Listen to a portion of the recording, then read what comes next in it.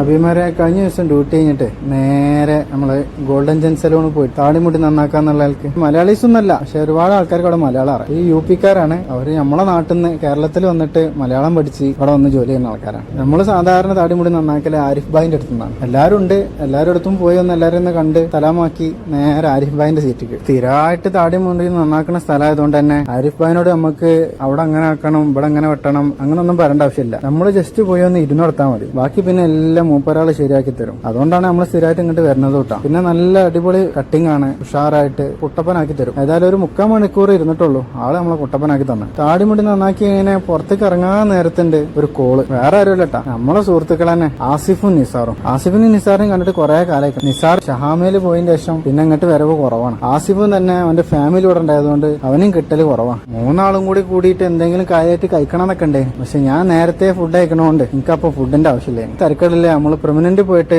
ഒരു ചായ കുടിക്കാന്ന്. വൈകുന്നേര ചായ അടിപൊളിയായിട്ട് കിട്ടുന്ന സ്ഥലമാണ്. മീൻസ് ഒരുപാട് കടികൾ ഉണ്ടാവും, പൊരിക്കടികൾ. അതിനു വേണ്ടിയിട്ട് അബുദാബിന്റെ പല ഭാഗത്തു നിന്ന് അവിടേക്ക് ആൾക്കാർ വരലുണ്ട് കേട്ടോ. വൈകുന്നേരം ഭയങ്കര തിരക്കുള്ള ഒരു റെസ്റ്റോറന്റ് ആണ്, പെർമനന്റ് റെസ്റ്റോറന്റ്. നമ്മളെ ഈ ഏരിയയിൽ അത്യാവശ്യം തിരക്കില്ലാത്ത സൂപ്പർ റെസ്റ്റോറന്റ് ആണ്. ഞങ്ങൾ 3 ആളും കൂടി അവിടെ ഉണ്ടായിരുന്ന കടികളിൽ നിന്ന് 1-2 കടിയൊക്കെ എടുത്ത് ചായയും കുടിച്ച് തൽക്കാലം അവിടെ നിന്ന് പിരിഞ്ഞ്. എന്നാ ശരി ട്ടാ.